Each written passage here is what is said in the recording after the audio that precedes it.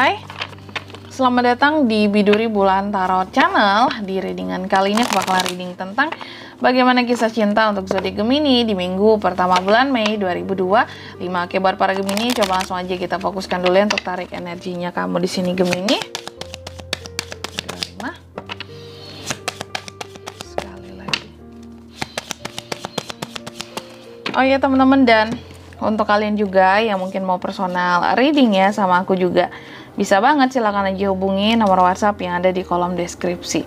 Jadi kalau lagi ada masalah jangan galau-galau sendiri ya, siapa tahu dengan personal reading kamu bisa dapat saran-saran terbaik plus jadi tahu tentang fakta baru yang akan terungkap dari permasalahan yang kamu miliki. Langsung aja Gemini, di kartu yang pertama aku lihat ya kisah cintamu di minggu pertama ini sepertinya lagi ada yang stalking kamu nih, seseorang, bisa orang lama bisa orang baru ya.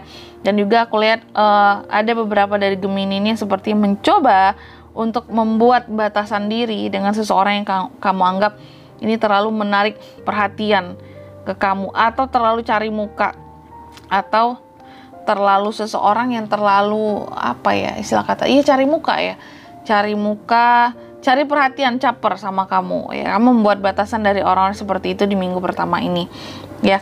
Dan beberapa dari Gemini lainnya aku lihat juga di minggu pertama ini ada yang menerima hal-hal yang dia butuhkan dalam kisah cintanya. Ada yang butuh move on, berhasil move onnya. Ada yang kamu itu butuh apa ya istilahnya di sini, butuh seseorang dalam kehidupanmu. Ada potensi kehadiran seseorang yang baru seperti itu ya. Selanjutnya kita akan lihat gimana situasi dan kondisi percintaannya Gemini sih Kak di minggu pertama Mei ya 2025. Oke. Gemini. Tampaknya sih kalau dari situasi dan kondisi kamu di minggu pertama ini, apalagi soal percintaan ya, kamu memang fokusnya ke masa depan. Jadi istilah kata tuh yang serius-serius aja lah. Kalau yang main-main bye-bye sana gitu ya. Jadi lebih mikirin tentang masa depan, komitmen ya. Hubungan yang pasti-pasti aja, yang serius, bukan yang main-main. Lalu yang kedua, apa yang bisa kamu lakukan untuk situasi dan kondisi percintaanmu di minggu pertama ini? Yang bisa Gemini lakukan adalah untuk selalu terarah soal hati ya, fokus sama satu orang saja dan berani untuk mengungkapkan perasaan, kuat dalam memiliki ketertarikan, perasaan mendalam terhadap seseorang ya. Lalu yang bisa kamu lakukan adalah untuk selalu apa istilahnya, kayak kamu boleh fokus kepada karirmu ya, finansialmu, bisnismu, tapi tetap di sini ya kamu juga harus memikirkan masa depan, kehidupan percintaanmu ya.